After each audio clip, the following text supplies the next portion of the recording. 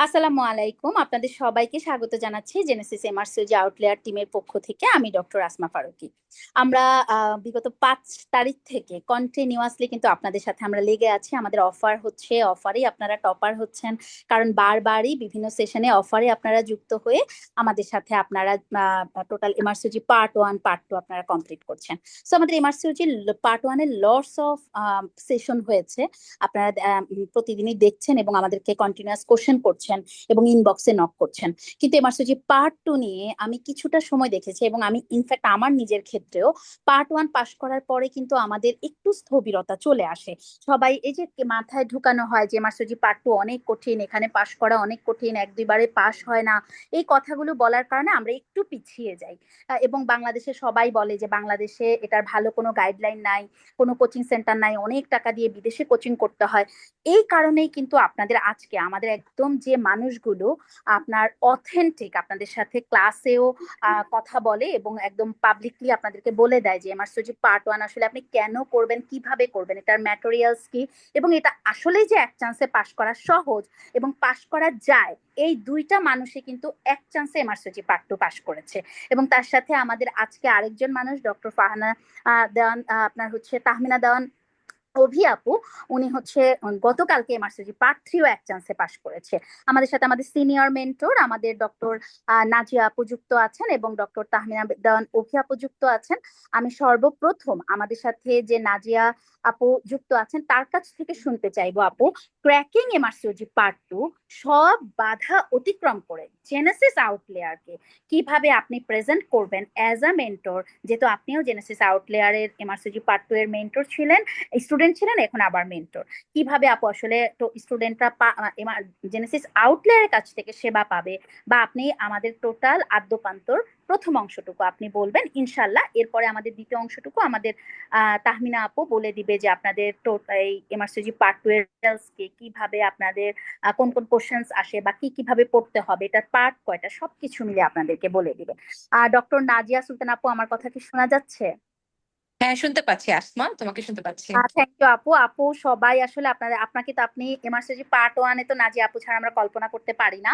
Part 2-তে আলহামদুলিল্লাহ এবার আপু আমাদের ক্লাস নিয়েছে, আপনারা জানেন এবং দেখেছেনও। আমাদের স্টুডেন্টরা আপু আপনার কিন্তু আমাদের একটা রিভিউ ফর্ম হয় যে কোন স্টুডেন্ট মানে কোন টিচার কেমন ক্লাস নেয়, সবাই একটা কথাই বলেছে যে নাজিয়া আপু পার্ট 1-এও বেস্ট ক্লাস নেয়, পার্ট 2-তেও আমাদেরকে খুব প্যালাটেবল করে ক্লাস নেয়। সো আপু, জেনেসিস আউটলেয়ার যে এমআরসিজি পার্ট 2 এর জন্য স্বয়ং সম্পূর্ণ বা এমআরসিজিতে আপনারা সাপোর্ট দিতে এবল এবং ক্যাপেবল, আমি বলবো যে সেটি নিয়ে আপু আপনি সুন্দর করে আমাদেরকে গাইড করবেন। আপু থ্যাংক ইউ আপু, আপনার ব্যস্ত সময়ের জন্য থেকে আপনি আমাদের সাথে যুক্ত হওয়ার জন্য। থ্যাংক ইউ আসমা, তোমাকে ধন্যবাদ দিই। আর জেনেসিস জেনেসিস কর্তৃক আয়োজিত আজকের ট্র্যাকিং ডাইভার্সিটি পার্ট 2 প্রোগ্রামে সবাইকে স্বাগত জানাচ্ছি। আর আমি শুরুটা করতে চাচ্ছি, আসলে আজকে আমাদের জন্য খুবই আনন্দের দিন, কারণ আমারই কলিগ, আমারই আদরের ছোট বোন অভি পার্ট 3 পাশ করেছে এবং সে একবারই পাশ করেছে। ওকে কংগ্রাচুলেশন জানাচ্ছি। এবং আমি আসলে খুবই উৎফুল্ল ছিলাম এই অনুষ্ঠানে আসার জন্য, কারণ এখন ওর সাথে আমার কথা হবে। আসলেই তুমি মানে অসাধ্য সাধন করেছো এবং 1.5 বছরের মাথায় তুমি পুরো এমআরসিইউটি জার্নিটা কমপ্লিট করছো। You are a super talented lady, সত্যি কথা। তো আমি প্রথমেই বলবো যে এরকম সুপার ট্যালেন্টেড মেন্টর যদি আমাদের সাথে থাকে, তাহলে আমাদের স্টুডেন্টদের আসলে কি দরকার। আর এমআরসিইউটি পার্ট 2 নিয়ে আমি বলতে চাই যে পার্ট 1-এ সবাই অনেক আগ্রহ নিয়ে আসে। আমরা দেখি প্রতিবারই অনেক স্টুডেন্ট, প্রায় 150, 200, 250 এরকম স্টুডেন্ট আমাদের সাথে আসে, কিন্তু পাশ করার পরে দেখা যায় যে তারা হারায় যায়।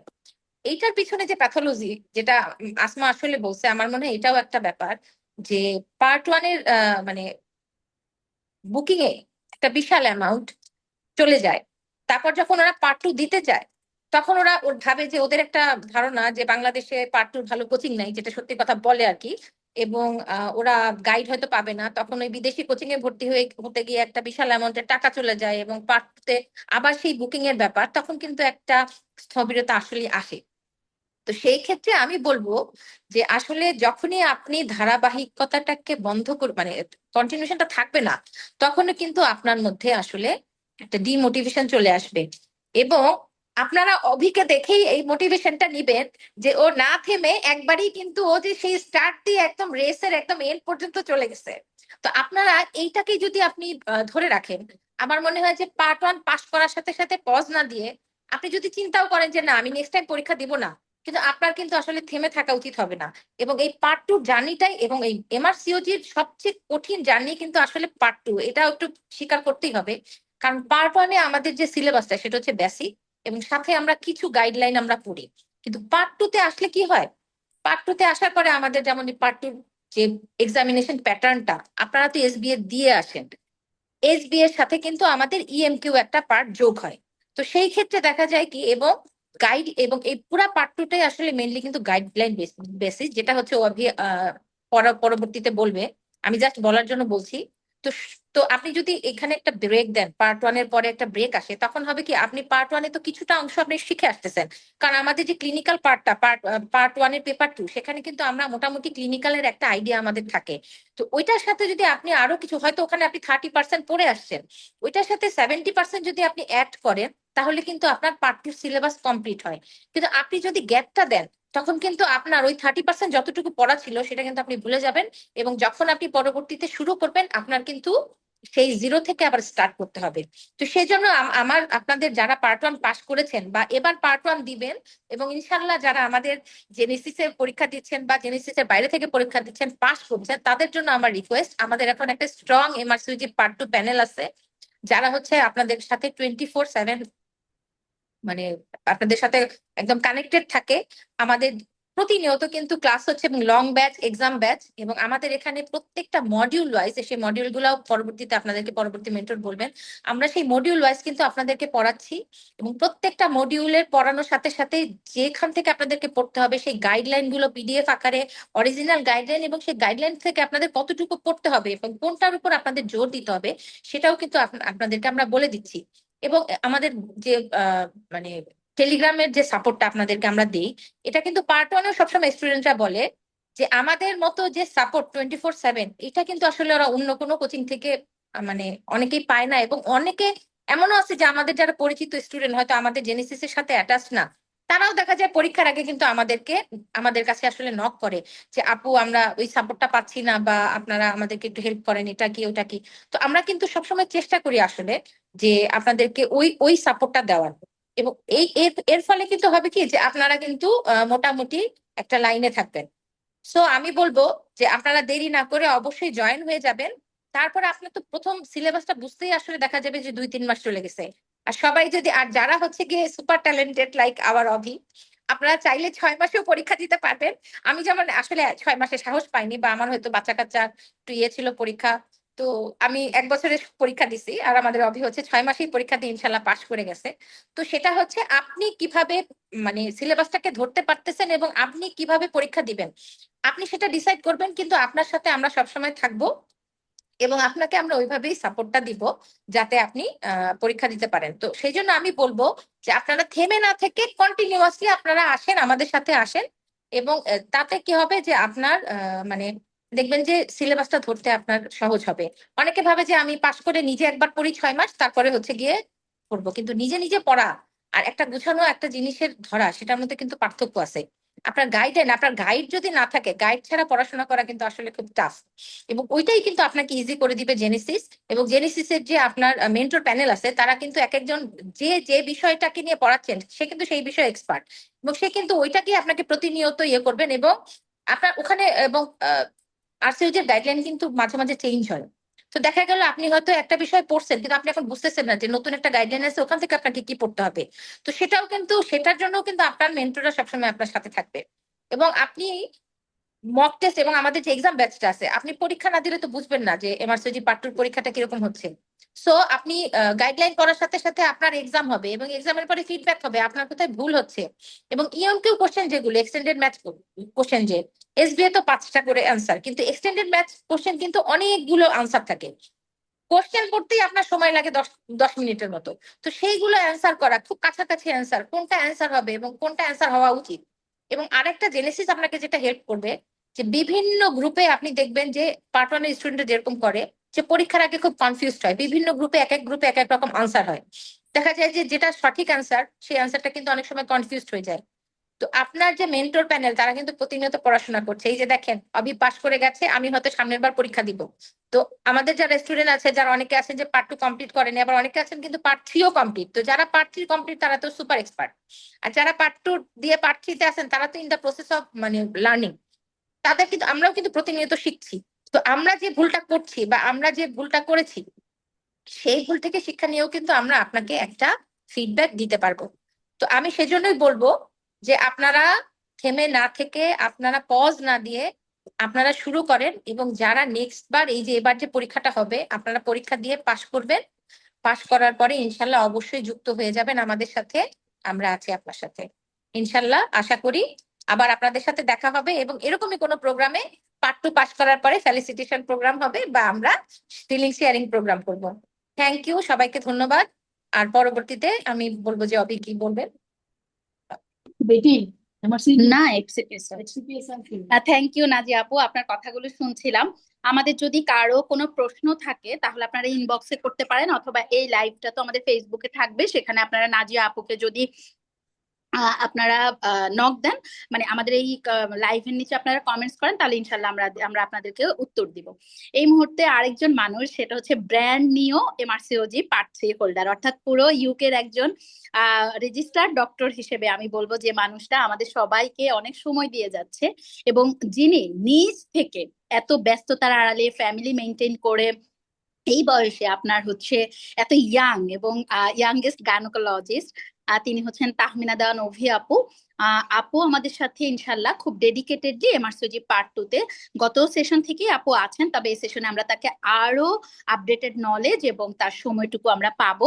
আমি আপুকে টোটাল এমআরসিওজি পার্ট 2 এর আমাদের এসবিএ ইএমকিউ এবং পড়ার প্যাটার্ন, কিভাবে আসলে কি করা উচিত, সবকিছু মিলিয়ে আমি আপুর কাছ থেকে পূর্ণাঙ্গ গাইডলাইনটা চাইবো। আমি ডক্টর তাহমিনা দেন অভি আপুকে কিছু বলার জন্য বলছি। আপু আমাকে কি শোনা যাচ্ছে? হ্যাঁ, শোনা যাচ্ছে। থ্যাংক ইউ আপু। আপু সবাই আসলে অধীর আগ্রহে বসে আছে, আপনি ইনশাল্লাহ তাদেরকে সেই গাইডলাইনটুকু করুন, তারপরে আমরা যদি কোনো কোশ্চেন থাকে ইনশাল্লাহ অ্যান্সার করবো। আপু চ্যাট বক্সে কোশ্চেন আছে, আমিও আপনাকে পরে লাস্টে বলবো আপু। ঠিক আছে, ঠিক থ্যাংক আছে, ইউ আপু। ঠিক আছে। কারো স্বাগতম সবাইকে জেনেসিস কর্তৃক আয়োজিত ক্র্যাকিং দ্য এমআরসিওজি পার্ট 2 প্রোগ্রামে। আমি ডাক্তার তাহমিনা দেওয়ান, জেনেসিসের একজন অংশ, আপনাদের মেন্টর হিসেবে আছি। তবে শুধু মেন্টর না, আমি আপনাদেরকে গাইড করার জন্য সার্বক্ষণিক আমার যতটুকু সম্ভব এই চলার পথে গত 1.5 বছরে আমি নিজে যা শিখেছি, যতটুকু শিখেছি, আমি আমার সর্বোচ্চটুকু দিয়ে চেষ্টা করব আপনাদেরকে তৈরি করে দেবার জন্য। আমি এর আগেও বারবার বলেছি যে টিচিং আসলে আমার প্যাশন। তো প্যাশন জিনিসটা অনেক বড় একটা ব্যাপার। আমি একজন মানুষকে পড়াচ্ছি, এই মানুষটা যখন পাশের রেজাল্ট নিয়ে আমার সামনে এসে দাঁড়াবে, স্বাভাবিকভাবে টিচার হিসেবে এর চেয়ে আনন্দের মুহূর্ত আর কিছু হতে পারে না।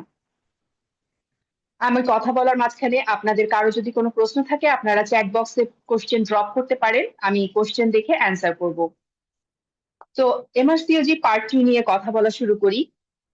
এমআরসিওজির 3টা পার্ট আমরা মোটামুটি সবাই কম বেশি জানি। পার্ট 1 দেওয়ার পরে শুরু হয় পার্ট 2, এবং এরপরে আসে পার্ট 3। কতদিন পরে পার্ট 2 দেয়া যায় এমআরসিওজি পার্ট 1 এর পরে? Immediately after. কোনো ট্রেনিং এর ব্যাপার নেই, কোনো টাইম লিমিট নেই, কোনো টাইম ফ্রেম নেই। আপনি চাইলে 6 মাসেও দিতে পারেন, আপনি চাইলে 6 বছরেও দিতে পারেন।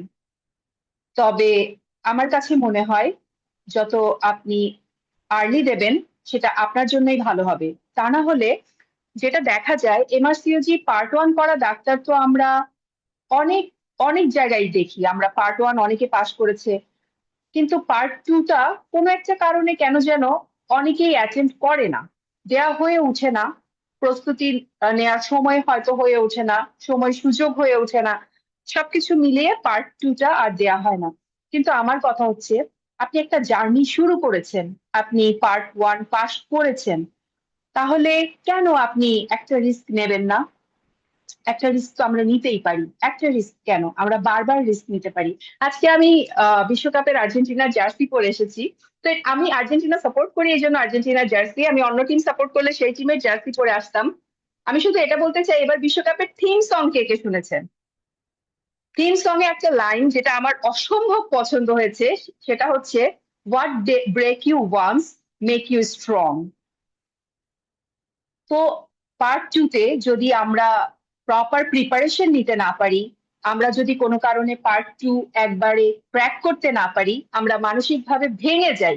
কিন্তু আপনাকে যেটা ভেঙে দিচ্ছে সেটাকে কেন সুযোগ দিবেন আপনাকে পুরোপুরি ভেঙে দেওয়ার?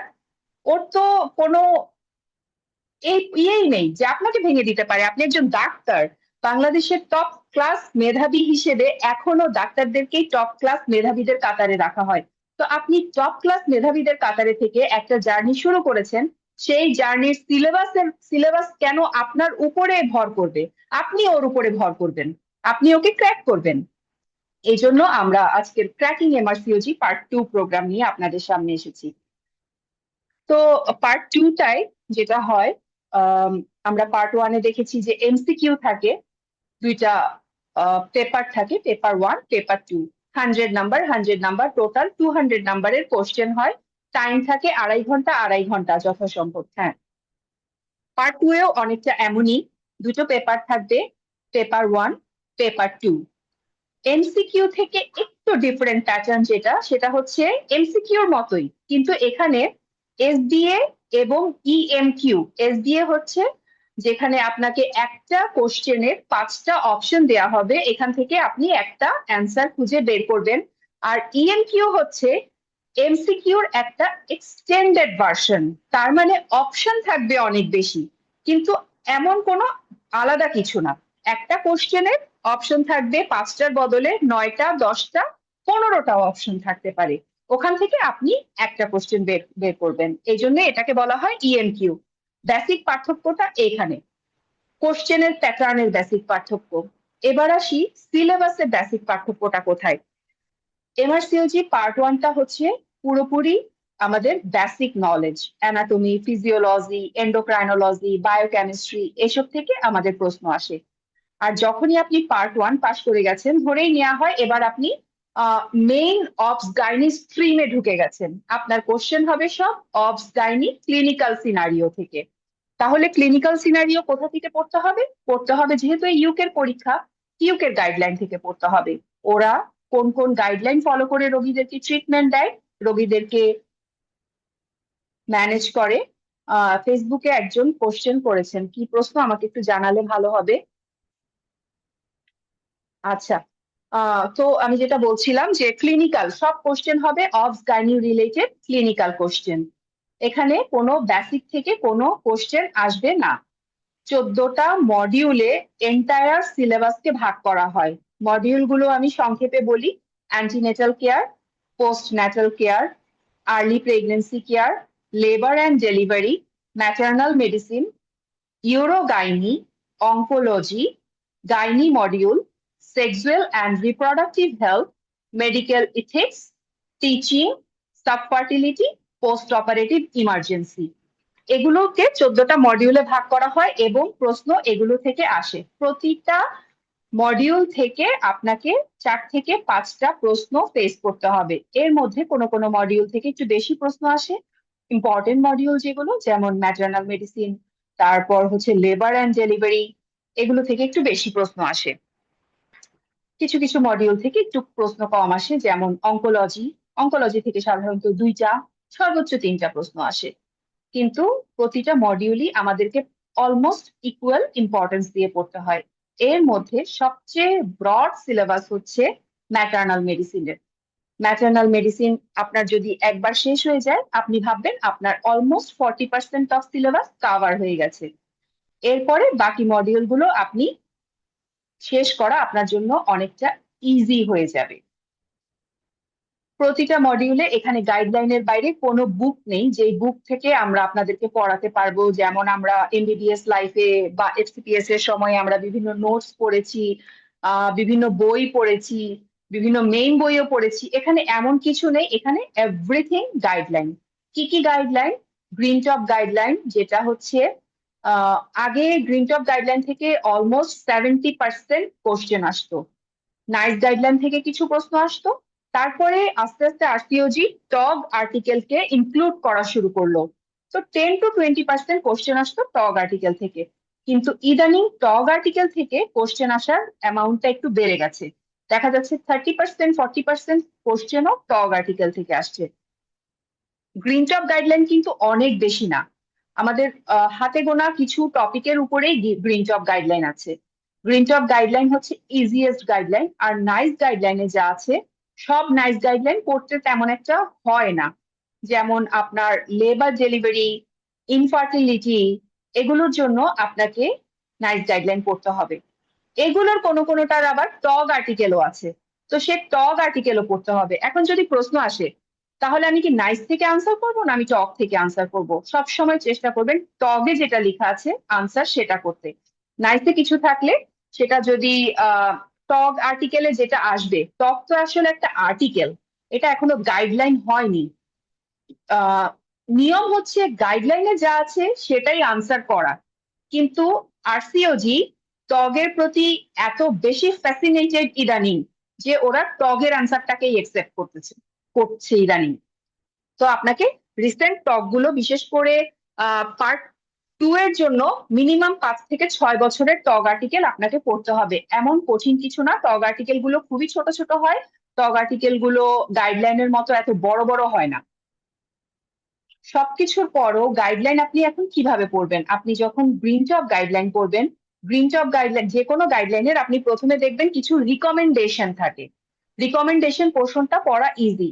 রিকমেন্ডেশন এক অর্থে আপনি বলতে পারেন এটা summary of the entire guideline, যেটা 2 পৃষ্ঠা, সর্বোচ্চ 3 পৃষ্ঠা বা 4 পৃষ্ঠা এরকম হতে পারে।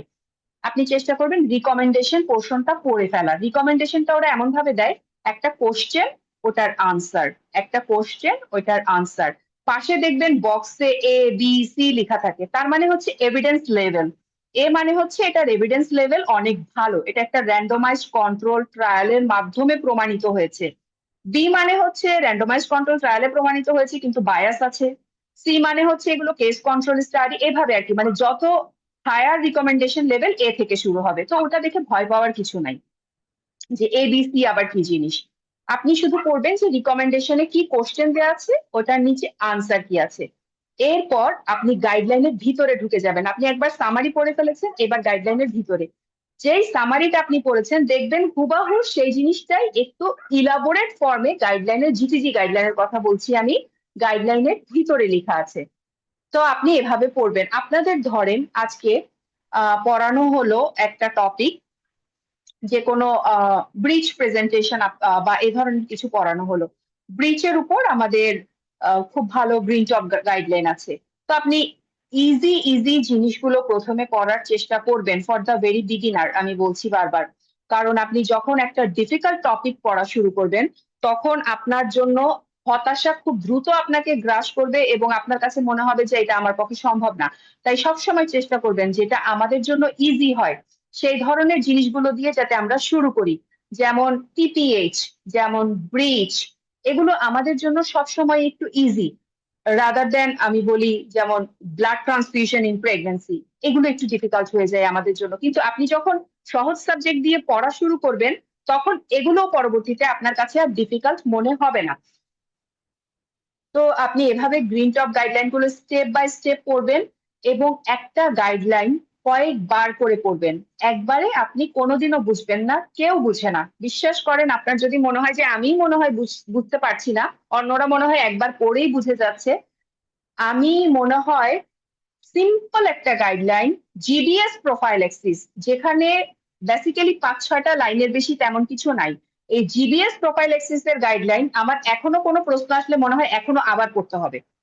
তো এটা এমন কিছু না, don't get disheartened by anything, guideline বারবার পড়তে হবে এবং এটাই স্বাভাবিক। পড়ার পর আপনি ভুলে যাবেন, ভুলে গেলে আপনি আবার পড়বেন।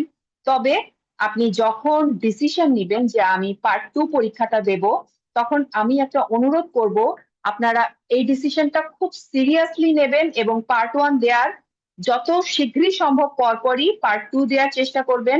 ইন বিটুইন আপনার যদি মিনিমাম 1 বছরের ট্রেনিং থাকে, আপনার জন্য গাইডলাইন গুলো বোঝা, কোরিলেট করা, কোনো প্রশ্ন কমন না আসলে নিজের কমন সেন্স থেকে অ্যাটলিস্ট ওটার একটা অ্যান্সার খুঁজে বের করা ইজি হবে।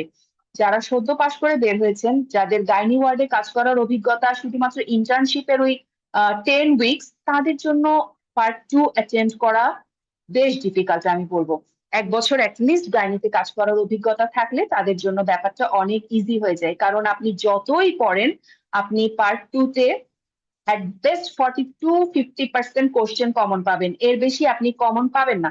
যেখানে পাস মার্কই হয় হচ্ছে 63%, অথচ আমরা পার্ট 1 এ 70-80% কোশ্চেন রিকল থেকে কমন পেয়ে যাই। কিন্তু পার্ট 2 তে আপনি যতই পড়েন আপনার 50%-এর বেশি, 40-50 আমি অনেক বেশি বলছি, এর বেশি আসলে আপনার হুবাহু কমন আসে না, হুবাহু কমনও ওই 50% আপনার আসবে না। তবে ওই 50% দেখে আপনার মনে হবে যে হ্যাঁ আমি যে অ্যান্সারটা দিয়েছি এটাই সঠিক, কনফিউশন থাকবে না আপনার পরীক্ষার হলে। বাকি 50% আপনাকে আপনার গাইডলাইন যে আপনি পড়েছেন, বিভিন্ন গাইডলাইন, বিভিন্ন আর্টিকেলের মধ্যে যে আপনি কোরিলেট করেছেন, আপনি যে গ্রুপে গ্রুপ স্টাডি করেছেন, রিডিং পার্টনারের সাথে স্টাডি করেছেন, বিভিন্ন এক্সাম অ্যাটেম্প করেছেন, এগুলো আপনাকে হেল্প করবে একটা অ্যান্সার খুঁজে পেতে। এই 50%-এর অ্যান্সার খুঁজে পাওয়া, এই জন্য পার্ট 2 তে টাইম ম্যানেজমেন্ট একটু ডিফিকাল্ট। একে তো ইএমকিউ থাকে, ইএমকিউর অপশন গুলো পড়তে অনেকটা সময় লেগে যায়। আপনি ইএমকিউর 10 নম্বর অপশনে আসলে দেখবেন আপনি প্রশ্নই ভুলে গেছেন যে প্রশ্নটা কি ছিল, আবার গিয়ে প্রশ্ন থেকে শুরু করতে হবে। তো মাথা ঠান্ডা রাখতে হবে, প্র্যাকটিস করতে হবে। এই জন্যই আমাদের যে মডেল টেস্ট গুলো নেওয়া হয়, মডেল টেস্ট গুলো আমি জেনেসিসের একজন সদস্য, এই জন্য আমি বলবো না যে আমাদের, আমি বলবো যে ওভারঅল যে কোনো জায়গায় যে ধরনের মডেল টেস্ট নেওয়া হয় সেই মডেল টেস্ট আপনাকে অ্যাটেন্ড করতে হবে। তাহলে আপনার যেটা হবে, পরীক্ষা দেওয়ার একটা প্র্যাকটিস আপনার মধ্যে তৈরি হবে। সাধারণত আমরা মডেল টেস্টে কি করি, আমরা প্রশ্নগুলো দিয়ে দেই, আপনারা আপনাদের মতো অ্যান্সার গুলো দেন। চেষ্টা করবেন টাইমার সেট করে আনসার গুলো দিতে, কারণ পরীক্ষার হলে টাইম ম্যানেজমেন্ট আপনাকে তা না হলে বিপদে ফেলবে। আপনি যখন ইএমকিউ আস্তে আস্তে করে পড়ে পড়ে দেখলেন যে একটা পর্যায়ে গিয়ে আপনি সবগুলো টপিক পড়তে পারছেন, ইএমকিউ মানে সবগুলো অপশন পড়তে পারছেন এবং অ্যান্সারের সাথে কোশ্চেনের সাথে আনসার কোরিলেট করতে পারছেন, তখন আপনি এটা প্র্যাকটিসের মাধ্যমেই সম্ভব। আরেকটা কাজ যেটা করবেন, আমি সবসময় বলি, এর আগের বারও বলেছিলাম যে ওরা পেন এন্ড পেপার সাপ্লাই করবে আপনাদেরকে। তো আপনি যখন ইএমকিউ পড়বেন, প্রথমে যখন আপনি আনসার করা শুরু করবেন, প্রত্যেকটা প্রশ্ন আনসার করে আসবেন। এই প্রশ্নটা আমার কনফিউশন হচ্ছে, আমি পরে ঘুরে এসে আনসার করব, কোনো দরকার নাই, আপনি আনসার করে যান, কারণ আনসার চেঞ্জ করা যায়। আপনি যদি সময় পান আপনি ব্যাকে এসে ওই প্রশ্নটা আপনি কাগজে লিখে ফেলেন যে কোশ্চেন নাম্বার 15-এ আমার কনফিউশন ছিল, 15 লিখে একটা কোয়ারি দিয়ে রাখেন, তাহলে আপনার পরবর্তীতে বুঝতে সুবিধা হবে। কারণ 100টা দেওয়ার পর আপনি এসে ভুলে যাবেন 15 কেন লিখে রাখছি, 15তে কি ছিল। তো 15 দিয়ে একটা কোয়ারি দিয়ে রাখবেন, তার মানে 15 নাম্বার কোশ্চেনের ব্যাপারে you are not so sure, you have to review it. তো আপনি এভাবে করে যে কোশ্চেন গুলো রিভিউ করতে চান, এগুলো বক্সের উপরে এখানে দেয়া থাকে, অনেক কিছু দেয়া থাকে যে এখানে আপনি গেলে ওই কোশ্চেনে ফেরত যেতে পারবেন, কোন কোশ্চেন আপনি দিতে চান না ওইটা টিক মার্ক করে রাখতে পারবেন। পরীক্ষার হলে বিলিভ মি এগুলো করার সময় থাকে না, এগুলো করার সময় থাকে না। আমরা শেষ পর্যন্ত সেই কাগজ আর কলমেরই দ্বারস্থ হতে হয় আমাদেরকে। তো আপনি আপনার কাগজ আর কলমের বেস্ট ইউজ করবেন। এই জন্য পরীক্ষা শুরু হওয়ার আগে কাগজ আর কলম চেক করে নিবেন প্রপার কালি আসছে কিনা। ডাস্টার দিবে ওরা, ওটা হচ্ছে রিমুভেবল ইঙ্ক থাকে। তো আপনার যে কোশ্চেন গুলো সন্দেহ ওগুলো আপনি লিখে রাখবেন, কিন্তু অবশ্যই আনসার করে আসবেন। ইএমকিউ তে আপনি যেটা করবেন সেটা হচ্ছে আপনি শর্ট লিস্ট করবেন যে আচ্ছা এত নাম্বার ইএমকিউর আনসার, 3টা আনসার আমার কাছে কাছাকাছি। আপনি এই ধরেন 10টা অপশন দেওয়া আছে, 10টা পড়ার পর আপনার কাছে মনে হলো এটা এটা এটা এই 3টা আনসার হতে পারে। ইএমকিউ তে হুট করে একটা স্পেসিফিক আনসার খুঁজে বের করা, it is so tough, believe me.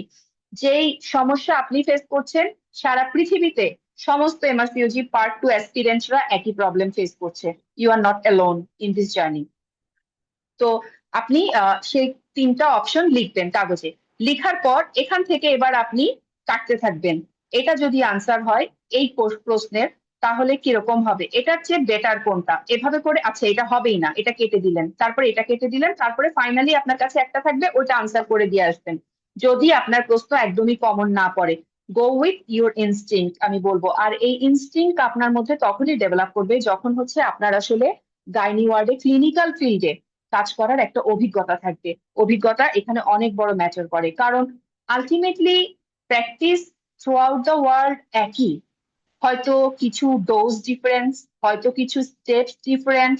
যে আমাদের দেশে যে স্টেপস আমরা সেকেন্ডেই করে ফেলি, ওরা হয়তো ওই স্টেপসটা 5th নাম্বার পজিশনে গিয়ে করে। এগুলোই সাধারণত ডিফারেন্স থাকে, কিন্তু ওভারঅল একদম 19-20, 17-20 এরকম ডিফারেন্স থাকবে, কিন্তু 5 আর 20-এর ডিফারেন্স হবে না কোনো কিছুতে। তাই ওইভাবে ভয় না পেয়ে যদি প্রশ্ন কমন না পড়ে এভাবে করে আনসার করার চেষ্টা করবেন। আর মডিউল ওয়াইজ যে ব্যাপারগুলো, মডিউল ওয়াইজ সবসময় মডিউল ওয়াইজ পড়ার চেষ্টা করবেন। হ্যাপহ্যাজার্ড ভাবে আপনি যখন পড়বেন তখন আপনার গোছানো থাকবে না কোনো কিছু। আপনি এখন পড়া শুরু করেছেন, আপনি পরীক্ষা দিবেন 1 বছর পরে, তো আপনি আজকে যেটা পড়েছেন সেটা যদি গোছানো না থাকে, আপনি আবার যখন এখন ভাবলেন যে আমি এখন পড়া শুরু করি, আমি 6 মাস পরে কোচিং করব, তারপরে আমি গিয়ে পরীক্ষা দেব। তো আপনি এখন পড়া শুরু করেছেন, এখন থেকে সবকিছু একটু একটু করে গোছানো শুরু করেন। আপনি আপনার মতো একটা নোট খাতা তৈরি করেন যে আমি অ্যান্টিনেটাল কেয়ার পড়ছি, অ্যান্টিনেটাল কেয়ারের থেকে আমি এই মডিউল গুলো এই জিনিসগুলো আমি লিখে রাখি খাতায়। তো আমি যখন কোচিং করব তখন এই জায়গায় আমার কনফিউশন, এই কনফিউশন গুলো আমি এভাবে, তখন এই জায়গার কনফিউশন গুলো আমাকে রিমুভ করতে হবে, কারেক্ট করতে হবে, শিওর হতে হবে। তো নোট খাতা তৈরি করা খুবই জরুরি পার্ট 2 এর জন্য, খুবই জরুরি আমি বলবো। ইচ অ্যান্ড এভরিওয়ান যারা পাস করেছে নোট খাতা তৈরি করা ছাড়া কেউ কখনো পাস করেনি এমআরসিওজি পার্ট 2 তে। যে আমি শুধু অনলাইনে পড়ে পড়ে যাচ্ছি, আমার সবকিছু পিডিএফ আকারে আছে, এখান থেকেই পড়বো। ইভেন কি আপনার পরীক্ষার আগে আপনাকে একটা শর্ট নোট তৈরি করতে হবে, যেটা হবে এট বেস্ট 10 পেজের। এই 10 পেজে আপনার এই 14 মডিউল থাকবে। এই 10 পেজ আপনি আপনার পরীক্ষার হলে পরীক্ষার দিন পর্যন্ত আপনার সাথে ক্যারি করবেন লাস্টের 1 উইক পড়ার জন্য। তো এভাবে করে নিজেকে গোছানো তৈরি করতে হবে।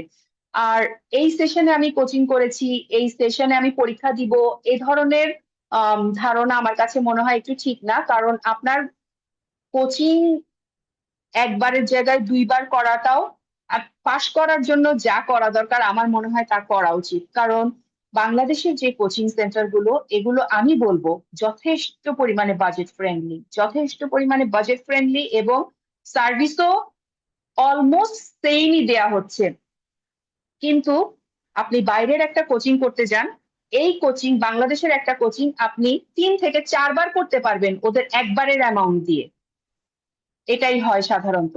তো আপনি সেই বিশাল একটা অ্যামাউন্ট ইনভেস্ট করার পর যখন একটা ফেইলিয়ার আসে, তখন কিন্তু আসলে মানুষ অনেকটা ভেঙে পড়ে, কারণ টাকা আসলেই অনেক বেশি, এটা অনেক বড় একটা ম্যাটার করে। তো আপনি যদি বিগিনার হন, আপনি বাংলাদেশি কোচিং দিয়ে শুরু করতে পারেন।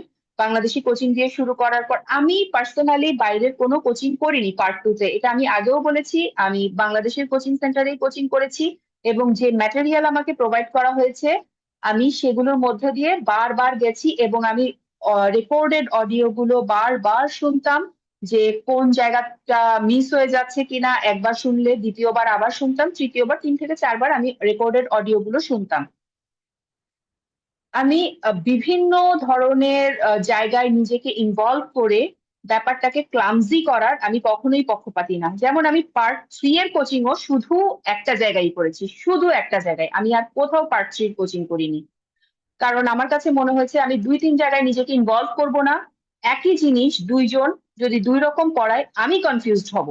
আমি একই জিনিস একজন কেমন পড়াচ্ছে এটা শুনি, ম্যাটেরিয়ালের সাথে এটা কোরিলেট করি, কারণ আলটিমেট রেজাল্ট কেমন হবে এটা অনেকাংশে ডিপেন্ড করছে আপনি কতটুকু শ্রম দিতে পারবেন। পরীক্ষার আগে আপনাকে শ্রম দিতে হবে। পরীক্ষার আগে 2 থেকে 3 মাস সময় রাখবেন শুধুমাত্র পরীক্ষার জন্য। আপনি এত বড় একটা পরীক্ষা দিচ্ছেন, এত বড় প্রেস্টিজিয়াস একটা ডিগ্রি আপনাকে দেয়া হবে, এই ডিগ্রির জন্য আপনাকে সাধনা করতে হবে, অনেক সাধনা করতে হবে। এবং পরীক্ষার আগে 2 থেকে 3 মাস শুধুই পড়বেন, দিনরাত 24 ঘন্টা পড়তে হলে দিনরাত 24 ঘন্টা পড়বেন, সবকিছু বন্ধ করে দরকার হলে পড়াশোনা করবেন। কিন্তু যখন একটা রেজাল্ট আসবে না, রেজাল্টের দিন যখন আপনার নামটা আপনি পাশের লিস্টে দেখবেন, তখন এই কষ্টটা কিছু মনে হবে না, তখন মনে হবে যে এটা সার্থক। আর যদি রেজাল্ট পজিটিভ না আসে, তখন মনে হবে কি, ইস আমি যদি আরেকটু কষ্ট করতাম তাহলে হয়তো আমি একটা পজিটিভ রেজাল্ট বের করে নিয়ে আসতে পারতাম। এই ইস শব্দটা আপনার লাইফে আসতেই দিবেন না। আপনি নিজের বেস্ট দেন। অলমাইটি তাদেরকেই সাহায্য করে যারা নিজেকে সাহায্য করে। আমরা অ্যাজ এ মেন্টর অবশ্যই আপনাদের পাশে থাকবো। আপনাদের এনি টাইম এনি কোয়ারি, আমি যেহেতু রিসেন্টলি ফাইনাল পার্ট দিয়ে আসছি, তো আমার রিসেন্ট যে আপডেটস এগুলোর ব্যাপারে একটা ভালো আইডিয়া আছে আলহামদুলিল্লাহ। আমি চেষ্টা করব আমার আইডিয়া থেকে, আমার তরফ থেকে আপনাদেরকে যতটুকু সাহায্য করা যায় আমি আমার সর্বোচ্চটুকু চেষ্টা করব। তবে আমি বারবার বলবো আপনাদের নিজেদেরকে পরিশ্রম করতে হবে। প্রথম দিকে আমি বলবো 2 থেকে 3 ঘন্টা প্রতিদিন পড়াশোনা করবেন, এবং পরীক্ষার 2-3 মাস আগে 10 থেকে 12 ঘন্টা মিনিমাম প্রতিদিন পড়াশোনা করবেন। পড়াশোনা করতে কোনো কার্পণ্য করবেন না। আমি জানি আপনারা করবেন না, কারণ আপনারা ডাক্তার, ডাক্তাররা পড়তে ভালোবাসবে, এটাই স্বাভাবিক নিয়ম। তো এই ভালোবাসাটাকে আরেকটু বাড়াতে হবে, এটাকে একটা রেসপন্সিবিলিটি হিসেবে নিতে হবে যে আমি এই জার্নিটা শুরু করেছি, আমি এই জার্নিটা শেষ করব, অন্তত আমি এই জার্নিটা শেষ করার চেষ্টা করব আমার পক্ষ থেকে। তারপরেও যদি না হয় তাহলে তো তার উপর আমার কিছু করার নাই, সৃষ্টিকর্তার সিদ্ধান্তের উপর তো আমাদের কোনো হাত থাকে না। কিন্তু আমার পক্ষ থেকে চেষ্টার যাতে কোনো কমতি না হয়। আর যদি একবারে কারো পাশ না হয় একদমই ভেঙে পড়বেন না, কারণ একবারে পাশ হওয়াটা আহ খুব একটা লাইকলি না। আবার এমনও না যে যারা একবারে পাশ করেছে তারা বিশাল কিছু, তাদের লাক ফেভার করে গেছে। আমি বলবো তাদের ওই টার্মে লাক ফেভার করে গেছে। সে হয়তো গাইডলাইনের ওই অংশটা পড়েছে যেখান থেকে প্রশ্ন এসেছে, আপনি হয়তো পুরা গাইডলাইনটা পড়েছেন, ওই অংশটাও পড়েছেন, আপনার হয়তো ওই অংশটা ওই সময় মাথায় ছিল না। তো লাক ফেভারের একটা ব্যাপার আছে, এই কারণেই হয় এরকম, আহামরি কিছু না। আমিও আপনাদের মতো আমি একদমই অ্যাভারেজ স্টুডেন্ট। আপনারা আস করতে পারেন আমার এমবিবিএস এ, আমার চিটং মেডিকেলে আমার ব্যাচমেটদেরকে আস করতে পারেন, আমি একদমই অ্যাভারেজ গ্রেডেরই স্টুডেন্ট ছিলাম থ্রু আউট মাই লাইফ। কিন্তু যখনই কোনো পরীক্ষা আসতো আমি একদম পাগল হয়ে যেতাম যে এখন আমাকে দরজা বন্ধ করে পড়তে হবে, দুনিয়া যেদিকে যাওয়ার যা, আমাকে এখন পড়তে হবে, আমাকে এখন আমার তরফ থেকে বেস্ট ট্রাই করতে হবে। এটা আমার এই জন্য ছিল কারণ আমি জানি আমি অ্যাভারেজ স্টুডেন্ট। আমাকে তো একটা অনেক ব্রিলিয়েন্ট স্টুডেন্টের চেয়ে 10 টাইমস শ্রম বেশি দিতে হবে। তো শ্রমটা তো আমাকে দিতে হবে যদি আমি রেজাল্ট বের করতে চাই। তো আপনাদেরকেও এটা ভেবে আগাতে হবে, কখনো কোনো কিছুতে ডিসহার্টেড হবেন না। কখনো কোনো কিছু নিয়ে কোয়ারি থাকলে আমাদেরকে জানাবেন। আর গ্রুপের ইমপ্রুভমেন্টের ব্যাপারে আমি মনে করি ক্যান্ডিডেটদের অবদানও অনেক বেশি। আপনারাও যখন কোনো ব্যাপারে আপনাদের প্রশ্ন থাকলে তো অবশ্যই জানাবেন। আপনারা যদি অন্য কোনো আপডেটস বা কোনো কিছু ব্যাপারে কোনো নতুন কিছু আসছে এরকম আপনাদের থাকে, তাহলে আপনারা সাথে সাথে গ্রুপে আমাদেরকে বলবেন। সেটা যদি আমাদের জানা না থাকে, আমাদের দায়িত্ব হচ্ছে সেটা যে কোনো জায়গা থেকে সংগ্রহ করে করে নিয়ে এসে আপনাকে এবং আরো 10 জনকে জানানো। এভাবেই একটা গ্রুপ আসলে ইমপ্রুভ হয়। তো আমি আশা করব এমআরসিওজি পার্ট 2 এর জেনেসিসে এবার ক্যান্ডিডেট যারা আছেন তারা উম, ভালো একটা রেজাল্ট নিয়ে আসবেন, আমরা তাদেরকে ভালো একটা সার্ভিস দিতে পারবো, তারা স্যাটিসফাইড হবেন আমাদের সার্ভিসে। তো ব্যাস এই পর্যন্তই ছিল। সবার জন্য শুভকামনা রইলো অনেক।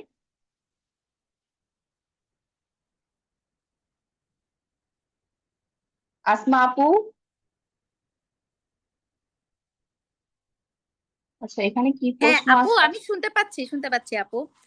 আপু, আচ্ছা, আপনি তো একদম ডিটেলস অনেকক্ষণ কথা বলেছেন, আলহামদুলিল্লাহ সবই বলেছেন। একজন স্টুডেন্ট আপু একটা মেসেজ করেছে, উনি শুধু যে উনার একটা যে লিখেছে যে ফেসবুকে প্রশ্ন করেছে যে গাইনি অনকোলজিতে 2 ইয়ার ট্রেনিং করলে কি ট্রেনিং কাউন্ট হবে, নাকি অনলি গাইনি অ্যান্ড অবসে ট্রেনিং না, লাগবে হবে 4 বছরের আপু? হবে হবে হবে। এমনকি ওয়ার্ক এক্সপেরিয়েন্সও ট্রেনিং হিসেবে কাউন্ট হয়। আচ্ছা। আপনি যদি কোনো টারশিয়ারি হসপিটালে কর্মরত না থাকেন, যেমন আপনি যেই টার্মে ফাইনাল পার্ট দিবেন, ওদের নিয়ম হচ্ছে টোটাল 4 বছরের ট্রেনিং লাগে। এই 4 বছরের মধ্যে 2 বছর অন্তত হতে হয় যেই টার্মে আপনি পরীক্ষা দিবেন তার উইদিন 4 ইয়ার হতে হয়। তো আপনি এই 4 ইয়ারে দেখা যায় আমার মতো যাদের একটু বয়স হয়ে গেছে, মেডিকেল থেকে অনেক আগে আমরা বের হয়ে গেছি, ট্রেনিং অনেক আগে শেষ হয়ে গেছে, আমরা তো এখন পেরিফেরিতে চাকরি করছি, তো আমরা ট্রেনিং সাবমিট করেছি না, জি আমরা আপু। এটাকে ওয়ার্ক এক্সপেরিয়েন্স হিসেবে সাবমিট করেছি। আপনি গাইনি এবং গাইনি রিলেটেড কোনো ফিল্ডে কাজ করছেন এবং অথেন্টিক, ব্যাপারটা ব্যাপারটা অথেন্টিক, অবশ্যই ভেরিফাইড এবং অথেন্টিক হতে হবে। এটা যদি আপনি সাবমিট করতে পারেন, আপনি আপনার বিভাগীয় প্রধান থেকে একটা ট্রেনিং সার্টিফিকেট নিয়ে তার কাছ থেকে সাইন নিয়ে এটা সাবমিট করতে পারবেন এবং এটা হবে। আচ্ছা, যাক আপু, আলহামদুলিল্লাহ। আপু, আরেকজন কোশ্চেন করেছে, ম্যাম মাত্র আমার 1 বছরের ট্রেনিং আছে, তো টোটাল তো 4 ইয়ার্স এর ট্রেনিং লাগবে, তাহলে এখন যদি উনি পার্ট 2 দেয়, তাহলে পার্ট 3 আগে উনি তো সবকিছু ভুলে যাবে, গাইডলাইন গুলো চেঞ্জ হয়ে যাবে, উনি তাহলে কি করবে? আমি মনে করি ওনার যদি পার্ট 2 এর প্রস্তুতি নেওয়া থাকে তাহলে ওনার অবশ্যই দেওয়া উচিত, কারণ day by day exam pattern change হচ্ছে এবং এটা সহজ করার জন্য চেঞ্জ হচ্ছে না, এটা কঠিন করার জন্য চেঞ্জ হচ্ছে। এক্সাম ফি বাড়ছে ডে বাই ডে, এবং এমনও হতে পারে যে আমাদের দেশে আজকে সেন্টার আছে, কখনো সেন্টার বন্ধও হয়ে যেতে পারে। যেমন পাকিস্তানে এবং দুবাইয়ে আমরা জানি এবার যে ঘটনাটা হয়েছে, পার্ট 3-তে ওরা সিট বুকিং করার পরে ওদেরকে পরীক্ষার 2 সপ্তাহ আগে জানানো হয়েছে যে অন সাইট কোনো এক্সাম হবে না, অনলাইন এক্সাম হবে। তো ক্যান্ডিডেটরা চাইলে রিফান্ড করতে পারে অথবা অনলাইন এক্সাম দিতে পারে। আমরা জানি যে অনলাইন এক্সাম কখনোই পার্ট 3 এর জন্য খুব একটা ভালো ব্যাপার না। তো ক্যান্ডিডেটরা তো কি করবে, সিট পাওয়া এত ডিফিকাল্ট, তো তারা অনলাইন এক্সামই দিয়ে দিয়েছে। তো যে কোনো মুহূর্তে এ ধরনের যে কোনো আদেশ আসতেও পারে যে আপনার সেন্টার ক্যান্সেল হয়ে গেছে। তো এখন যেহেতু সুযোগ আছে, এখনো পর্যন্ত কোশ্চেনের প্যাটার্ন আমাদের আয়ত্তের মধ্যে আছে, তো ডে বাই ডে প্রশ্ন কঠিন হওয়ার আগে, সিস্টেম চেঞ্জ হওয়ার আগে আমি মনে করি পরীক্ষার প্রস্তুতি থাকলে পরীক্ষা দিয়ে দেয়া ফার বেটার।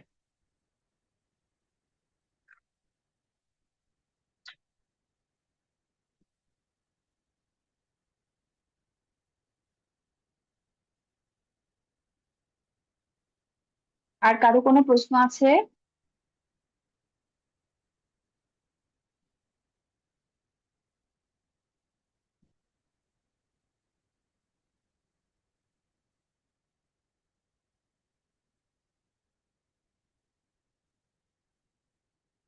শোনা যাচ্ছে আমাকে?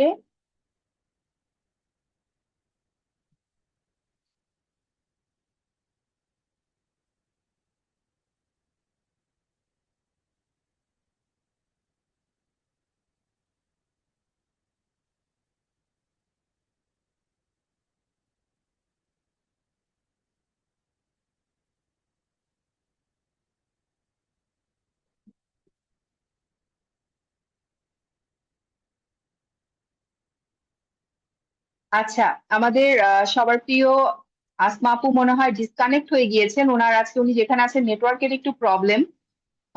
আচ্ছা, আরেকজন কোশ্চেন করেছেন doctor Sharmin Alam. Thank you ma'am, জেনেসিসে পার্ট 2 এর জন্য অ্যাডমিট হয়েছি। Welcome to Genesis family. আপনাদের আর কারো কোনো প্রশ্ন না থাকলে আমরা সেশনটা আর 30 সেকেন্ড আমরা ওয়েট করব, এরপর আমরা আজকের সেশনটা ক্লোজ করব। আপনাদের সাথে ইনশাআল্লাহ ক্লাসে দেখা হবে এবং আপনারা ক্লাসগুলো করবেন আমরা আশা করি। এবং ক্লাসের মাঝখানে আপনাদের কোনো প্রশ্ন থাকলে, ক্লাসের পরে আপনাদের কোনো প্রশ্ন থাকলে টেলিগ্রাম গ্রুপে, আমি গত সেশনে টেলিগ্রাম গ্রুপে একদমই সময় দিতে পারিনি, আমি এই জন্য বারবার সরি বলে নিয়েছি সবার কাছে যে আমার নিজের পরীক্ষা, আমি আসলে এই জন্য টেলিগ্রাম গ্রুপে সময় দিতে পারছি না।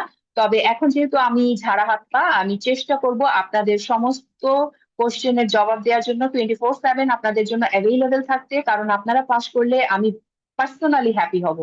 যে কেউ এমআরসিইউজির ব্যাপারে যে কোনো প্রশ্ন থাকলে আমাকে টেলিগ্রাম গ্রুপে জেনেসিসের করতে পারেন, কোনো সমস্যা নেই।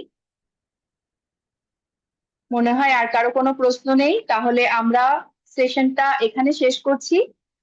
আল্লাহ হাফেজ, ভালো থাকবেন সবাই।